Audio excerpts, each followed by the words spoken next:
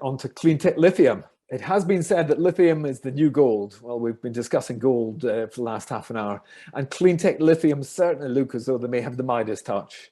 CEO Aldo Boitano is from Chile. He's a Chilean, and CleanTech Lithium floated on AIM in March. The company intends to extract lithium from two wholly owned salars high in the Chilean Andes, and they describe the project as low cost, high return, with cash flow 2 years quicker than a traditional salar and much less capital intensive. The market cap is around 40 billion today, which is quite punchy. It's rather good. And Aldo Boitano, the CEO, he's in Santiago, Chile, and he joins us all the way from Santiago today. Welcome, Aldo. Hi, nice to be here again. It was winter in London the last time I was with you, and so very happy to be again invited. Well, it's a pleasure to have you, and to have you in your rightful home, actually. Santiago presumably is home for you. Yes, it is. Okay, and you can dream of the Salars and the mountains from there. I go often, and there's plenty of mountains to see here. I know, the Andes. You've got real mountains there. Yeah, I like to go to site as much as I can. Okay, that sounds great. Okay, tell us your investment case. Well, yeah, let's move to slide number 2. Yeah, we have these highly prospective assets. We actually have now 3. Their near-term production potential, we're looking for 2025 for being production. We use direct lithium extraction, and we were one of the earliest adopters of direct lithium extraction back in 2017 when we started the project to reduce the environmental impact, to come close to zero emissions. And we do that because we use renewable energy. Myself, I developed 800 megawatts of engineering projects later sold to be developed of renewable energy. It's even despite, and we're very pleased with the market response of the last couple of months, last month and a half or so.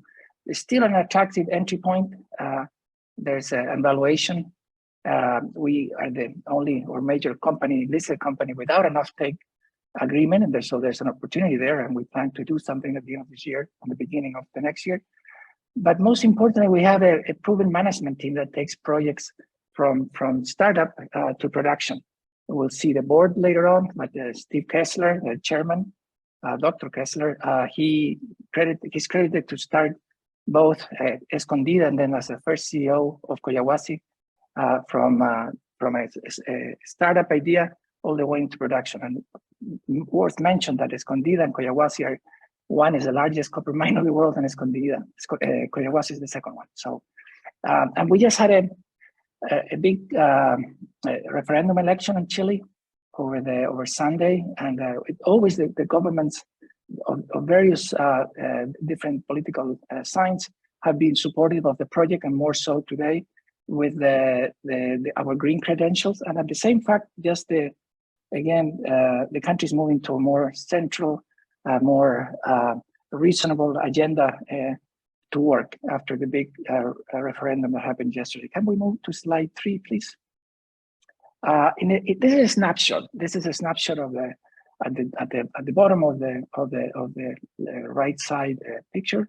We have Laguna Verde and Francisco Basin, our 2 projects were more developed, and you're going to be seeing news of Laguna Verde in the next couple of days on the updated resource, and Francisco Basin in the next couple of weeks.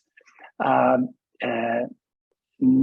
can't say it, but our analyst, Fox Davis and his group, they say that we'll move from the Laguna Verde 1.2 million tons that we have right now of a JORC estimate, mainly inferred, but that will change to indicated and measured, and some percentage, and the resource will update all that.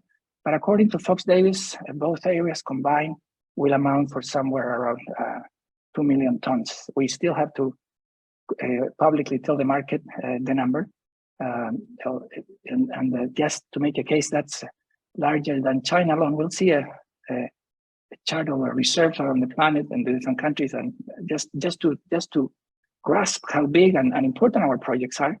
It's larger than the reserves of China. So Laguna Verde, Francisco Basin, we started to see the rise of our stock price when we communicated some weeks ago. The excellent drilling campaign we had there, And Yamara, it's a very large area, 344 square kilometers, and it's a greenfield project. Well, getting detailed in the 3 projects as we go through the presentation. But again, the next couple of days, you'll have a resource estimate with a larger upside on Laguna Verde, and then Francisco Basin will come in the next weeks or so. We are one of the, if not the only company who has complete basins. We dominate these basins.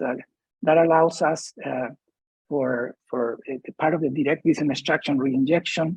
There's no competing lithium projects for water to use. There's no indigenous communities.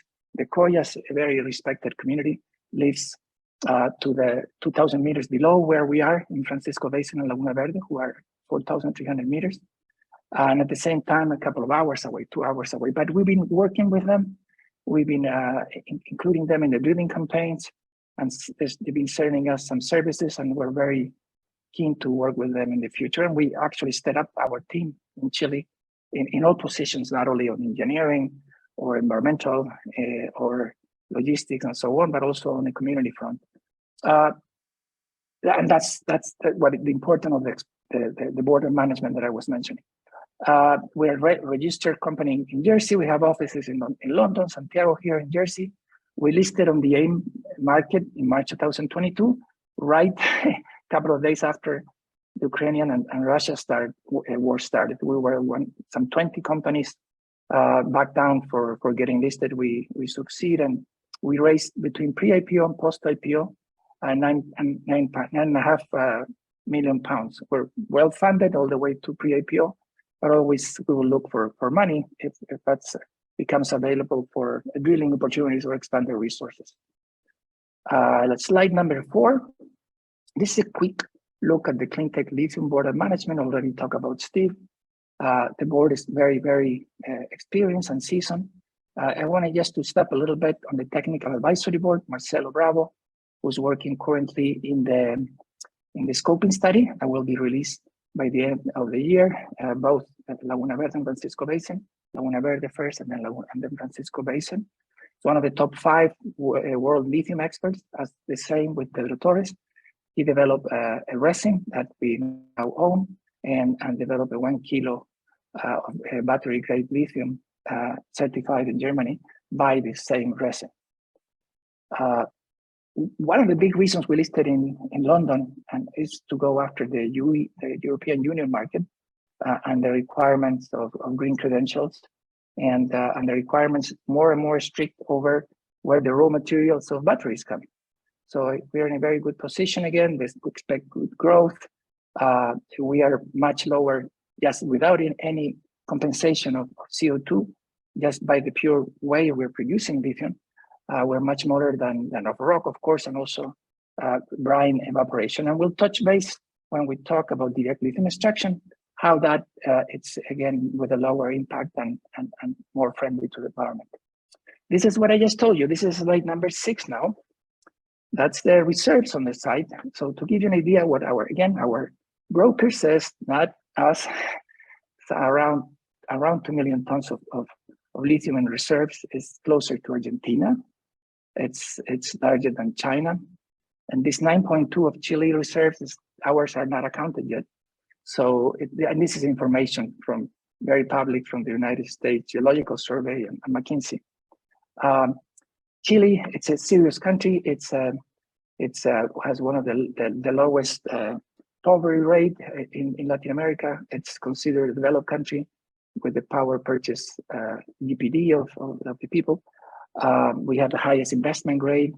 Our mining model is copied after Australia and Canada. Again, as I mentioned, the government is very keen to work with companies who have a lower environmental impact. And again, we have positive impact. Authorities have taken our projects to mining shows in Canada and in Australia. We'll talk more about the direct lithium extraction, but the main thing is there's no aquifer depletion. We extract the brine, we take it out, and without any chemicals, we re-inject it back without the lithium. And next, it's number 7, and then number 8, slide number 8. So direct lithium extraction has been around since 1998 in Salars in Argentina, owned currently by Livent with a 20,000 ton per year production. But today, most of the newer projects are retaking or rethinking that technology because of the lower grade of the different brine in the world that has been found, and at the same time, the pressure from the public and from battery manufacturers and governments on have a more low impact and sustainable lithium. The brine is pumped up, the resin is used to extract only the lithium, then it's washed away, and 100% of the brine is re-injected. Again, the fact that we control these basins allow us to do so. Of course, we're working on a hydrogeological model, along with all the other things. We're currently having environmental studies. We're, again, working on both the scoping studies as they go up, and then we'll go with PFS, etc. But we really have a grasp of this direct lithium extraction technology. As I said before, we started early. We sampled with a company in California called Lilac in 2018, with Sundressing, another company of direct lithium extraction in China, and companies in Canada, companies in Europe, France, and companies in Texas, etc. And we came up understanding this process, patenting the resin on our behalf, and like I said, successfully being able to extract, produce one battery of lithium, battery grade. On slide number 9, we'll tell you something that happened just a couple of weeks ago, 2 weeks ago. We signed an MOU to give more assurance to our knowledge on the future of the company with Sundressing, who again, we started in 2017, early 2018 with them. We saw them grow out of the three salty lakes that they're producing between 10 and 20,000 tons of lithium per year to grow into other parts of the world. They're currently deployed a couple of weeks ago, only after 5 months of the purchase order. The first initial stage of a 25,000 ton production plant that will grow up to 50, with a capex very aligned with what they quoted us. When we got listed on the IPO, you can check the public documents. We put all the information that Sundressing had given us, this Chinese company, for an EPC Keystone plant when we go into production. Sundressing is a $4.2 billion company, publicly listed. It has advanced buying 2 companies in Belgium to produce some of their parts for both the pilot plants and the full commercial plant. Has signed an agreement with Hatch to provide some of the engineering for the projects. Announced an MOU similar to us in a project in Utah. And you can see here on the corner left one of the modular plants. That's a beautiful of their design, that it goes modular. And then you see the shipment. Some 130 containers were shipped to Argentina. We're very pleased. And again, our aim is to be producing lithium at the end of 2024, beginning of 2025. The next slide number 10, shows what I just said. Actually producing lithium at 20,000 tons per year. 2 projects in China, another project of 7,000 tons. Hombre Muerto again, Livent in Argentina, been doing it without evaporation plant since 1998. But I want you to look interestingly to the valuation and the resource that all these companies have to their side. We really look into lake resources and who has lower grade than us, as most companies will have higher grades. I was just saying on the right, all these companies, and in particular Lake Resources, who has lower grade than us, maybe a more advanced project. But again, we're very, very under-evaluated. The stock has rising 2.5 times in the last month and a half, from 20p at one point to 50 something today. We're very pleased, but still our valuation is $42 million, and it's not comparable to our reserves. So I reinforce the fact that we're a good buy, we're a good business case to go forward. And again, we know more about the technology than some of these players, and we've been longer working with that. Let's go to slide number 12. Laguna Verde. our most advanced project. And again, in a few days, you're going to have an updated resource. We're doing, we drilled 4 holes in the previous campaign. We're going to go again drilling. We found brine with geothermal activity all along. Every single hole we hit when we hit the brine had the temperatures between 20 and 30 degrees. We not only plan to update the resource now, but we drill deeper, as you can see in the bottom chart, deeper and found more brine and better grades. But at the same time, that moved us close to winter, so we couldn't recondition all the holes for property samples. So the updated resource will be good. We're very happy with it, but there's some diluted samples that will have better results when we can get back to site after the snow is going. The road is just open, but we're bringing some machinery to access the drilling sites and then sample these holes better and have an indicated further upgrade later in this year. Like Francisco Basin was a big and happy surprise for us when we announced this to the market, and the fact that instead of 100 meters brine aquifer thickness, we found a 204 brine aquifer thickness, and we find all along very consistent grades. We have this, we're going to have an upgraded resource estimate measured and indicated by the end of the year, like some weeks from now. We had a very powerful 8-inch hole all the way down, like I said, with grades up to 305. And our analyst, not us, is saying that this is a 600,000 ton projection with 1 hole. And you can see we're going to drill 4 holes. So we're very excited of Francisco Basin being as large, if not larger, than Laguna Verde. They're not far away. And Yamara, it's a very interesting project. As we've been doing it always, we bring the projects into business, into being able to measure resources with a initial surface sampling, then initial geophysics, and then initial drilling, and then the proper drilling plan. We actually collected from an oil and gas industry this very interesting chart that shows a certainty of subsurface aquifers with a very salty brine. That light magenta color indicates low resistivity or high conductivity. And we're very pleased we have a team going tomorrow to site to locate potential drilling places along with this geophysics line.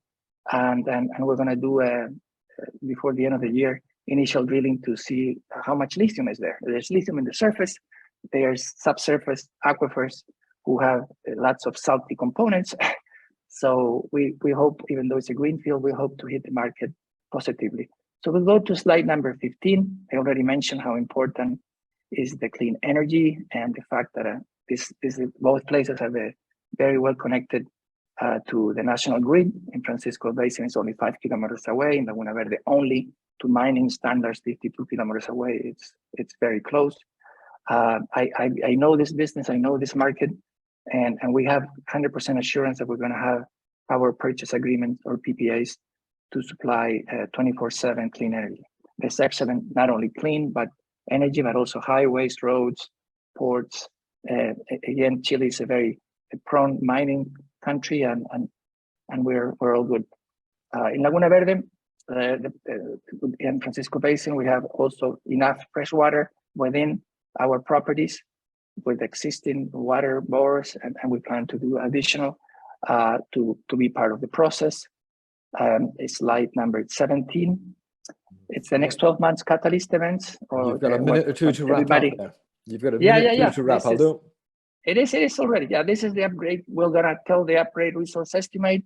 We're starting the DLE plant construction as we speak, and all the work, the both scoping studies, further resource, and then at the beginning of the year have the plant producing lithium.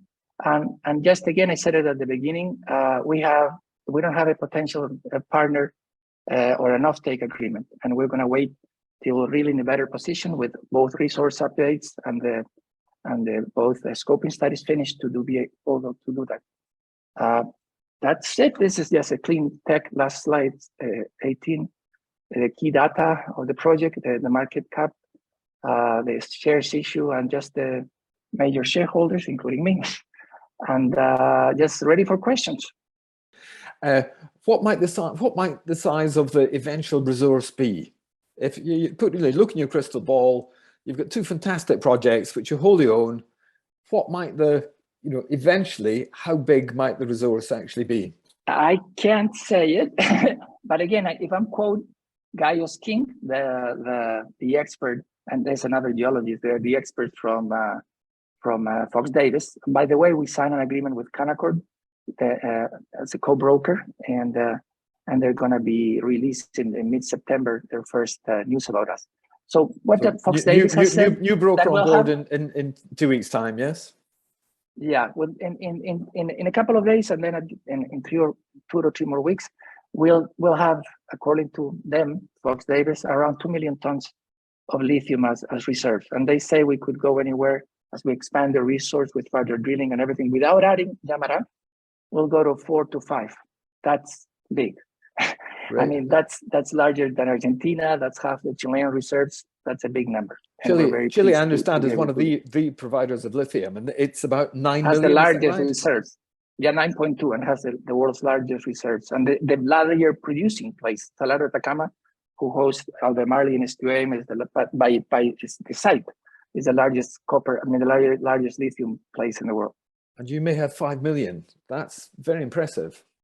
I don't say it. Oh, you didn't say it. It was Gaius King at Fox Davis said it. Yes. Gaius King at Fox Davis said it. Okay. And what's the latest for those license areas? Will the licenses need to be renewed? What kind of process is that? Oh, yeah. That's a good question. We have the best land management team of the country who works with the like BHP, Anglo American, and so on. We're moving all of the mining license who have 2 to 4 years of working from exploration into exploitation or production license, and they go endlessly. So we've been holding these licenses, and as long as we pay the patents, we can keep them forever, and we have no problem whatsoever, none. Okay.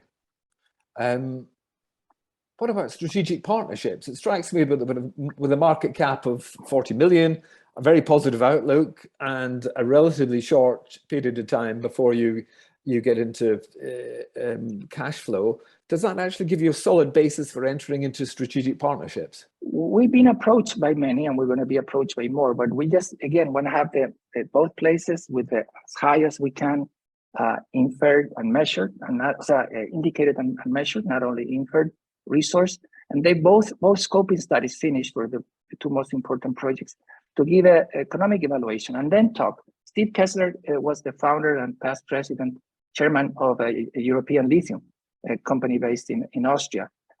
He knows, and we also have access to the major car manufacturers, household names, companies in Japan or China, and Canaccord with the extensive network too. But we're holding those conversations because we want to really what's best for the company at the right time. So by the end of the year, beginning of the next year, we're going to start more formally those informal conversations that we're having.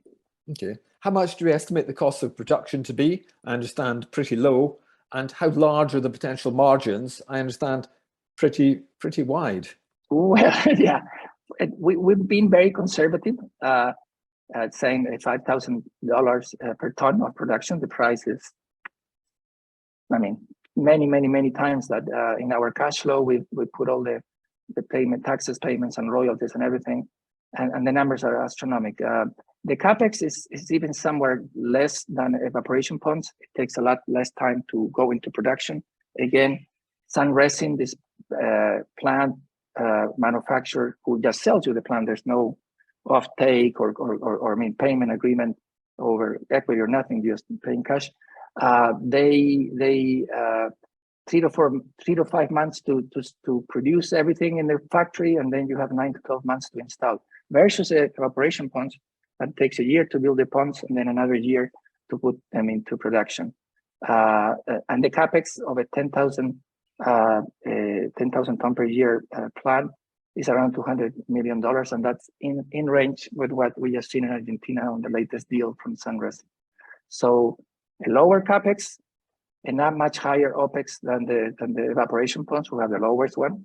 and of course, a very, very low environmental impact. We have a big ESG plan in place and working on that as we speak as well. We're very conscious. You have large potential. Is that what you're telling me? Yes. A very large potential.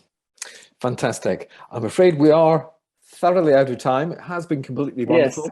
Yes. Check out Aldo and his team on the CleanTech Lithium website. There's all the information you require there. And for now, we're going to say thank you very much to Aldo for joining us from Santiago.